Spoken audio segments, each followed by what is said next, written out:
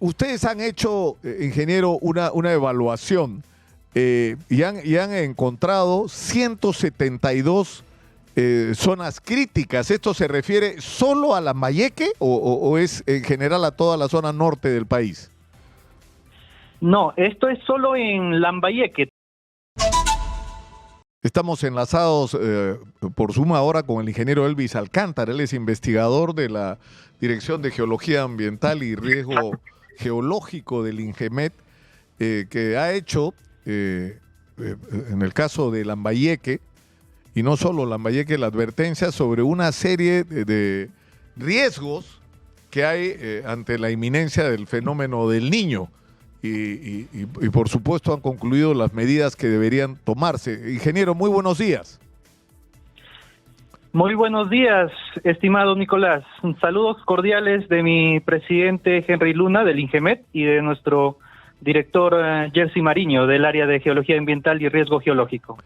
Ustedes han hecho, ingeniero, una evaluación y han encontrado 172 zonas críticas. ¿Esto se refiere solo a Lambayeque o es en general a toda la zona norte del país? No, esto es solo en Lambayeque. Tenemos el informe ya publicado. Ese informe es de acceso público. Hace pocos días ya se publicó de Tumbes y dentro de poco se van a exponer Piura, Ancash, La Libertad y Lima. 6 departamentos que el CENEPRED mencionó que iban a ser los más afectados.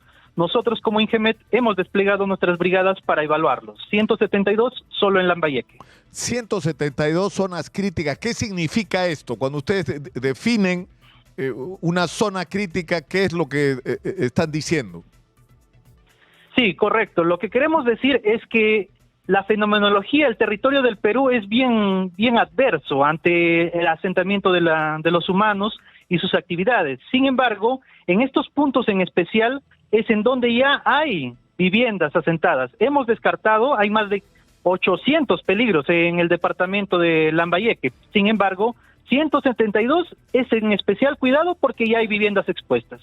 También hay otros sectores muy expuestos ante vías, ante cultivos, etcétera. Pero estos 172 hay pueblos, hay centros poblados, hay población expuesta. Ahora, ¿esto qué significa cuando ustedes dicen hay estos 172? Estoy viendo que ustedes hablan de flujo de detritos, de inundación fluvial, inundación pluvial, caída de rocas, erosión fluvial, deslizamiento rotacional.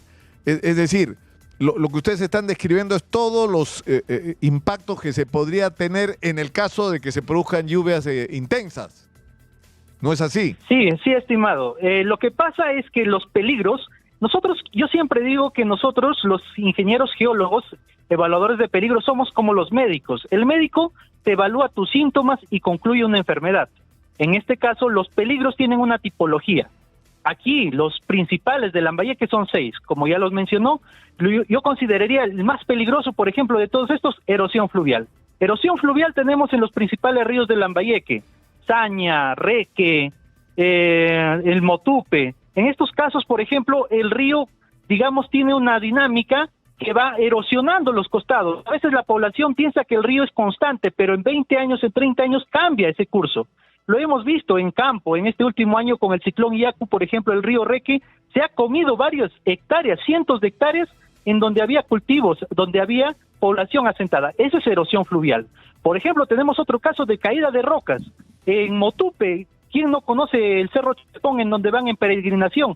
Sin embargo, toda esta población está asentada debajo de una ladera bien empinada, en donde estas caídas de roca se puede desencadenar por las lluvias intensas. Hemos preguntado a la población si está capacitada para saber a dónde va a evacuar y no lo sabe. Cada uno de estos peligros tiene su terminología y medidas de atacar. Por ejemplo, la caída de rocas es fácilmente atacable desquinchando estos bloques sueltos. Sin embargo, esas son recomendaciones que estamos planteando a la población. Otro peligro constante, por ejemplo, son flujos de detritos, que la población normalmente lo conoce como huaicos. Esto es bien complicado en esta zona. ¿Por qué? Porque Lambayeque y toda la zona norte del Perú es árida, no tiene vegetación que sostenga a los suelos que se erosionan en la época de sequía. Entonces se erosiona, vienen las lluvias, lo lava todo esto, las arenas, los bloques, y pues eso se baja como un huaico que afecta tanto a las viviendas como a las vías, etcétera. por este mismo tema, como les menciono, de las características de que es árida la zona y no hay vegetación que sostenga esta erosión. Pero, a ver, ingeniero, lo que nos están diciendo es que ustedes han logrado establecer con rigurosidad científica todos los riesgos que hay y todas las implicancias que esto podría tener, pero esto, digamos, como usted dice, comparando con la labor médica, ¿no es cierto? Ustedes están haciendo un diagnóstico, pero en función de esto hay que tomar acciones. O sea, la idea es que todo este trabajo que ustedes hacen sirva para enfrentar la situación. Y la pregunta es, ¿les están haciendo caso, ingeniero, a las advertencias que ustedes están haciendo? Muy buena pregunta, estimado Nicolás. Lo que pasa es que el INGEMET ya viene publicando informes de peligros, en este caso Lambayeque, desde el 2009, el 2010, en el 2017. Hemos ido a campo a verificar estos puntos en donde ya se recomendó como INGEMET medidas para la mitigación de los peligros. Sin embargo, hemos comprobado el nulo o el poco cumplimiento de estas normas. Por ejemplo, se ha recomendado con anterioridad el reasentamiento poblacional de pueblos expuestos. No se ha hecho nada. Se ha recomendado reforzar las defensas ribereñas. No se ha hecho. Por ejemplo, hemos evidenciado en campo que para defensa ribereña, para proteger a la población del río, ¿qué se ha hecho? Simplemente se ha acumulado la tierra a modo de terraplén.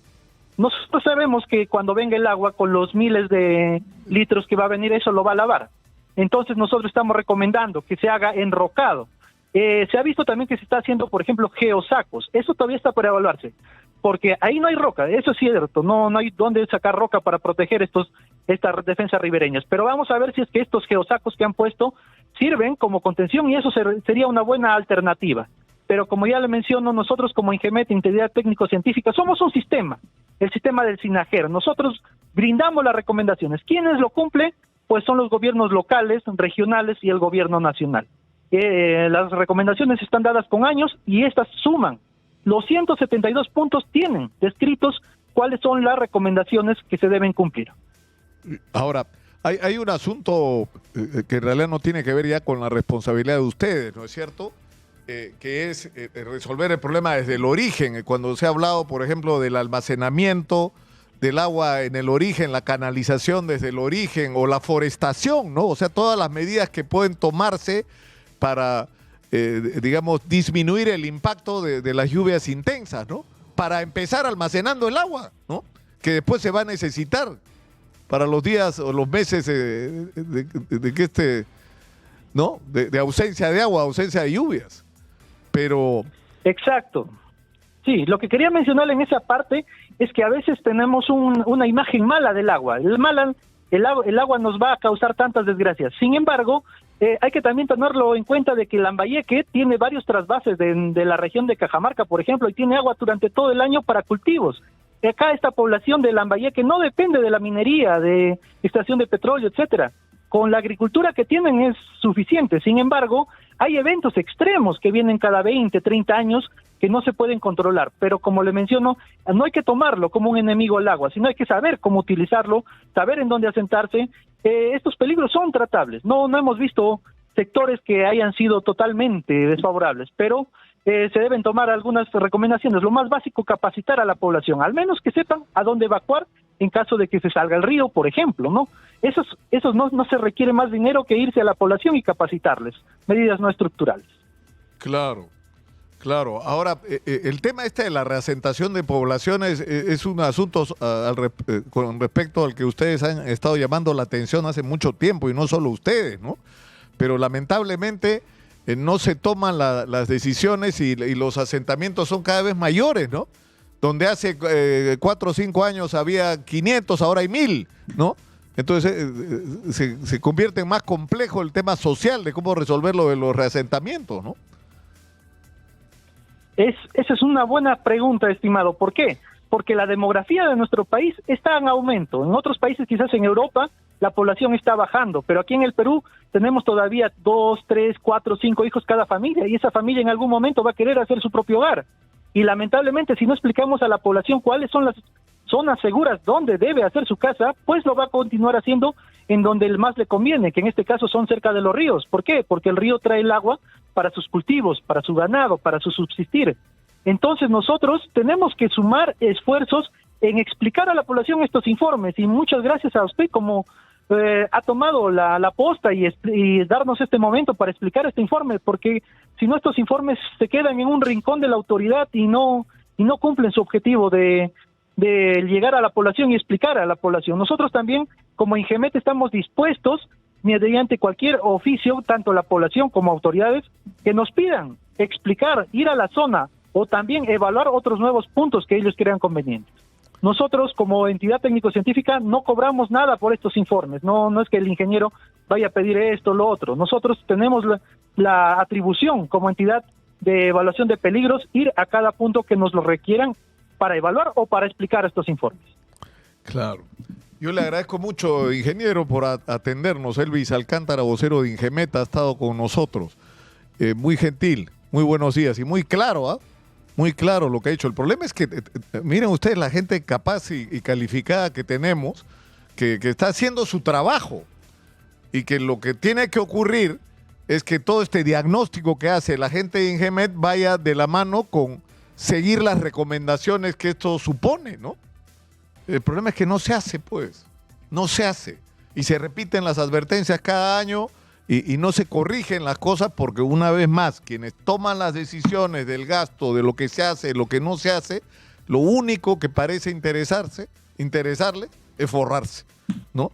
Con la gestión de los recursos públicos y no resolver los problemas, no solo de corto, sino de largo plazo de la gente. Y por eso terminamos pagándolo con pérdidas de propiedades, de cultivos y hasta de vidas humanas.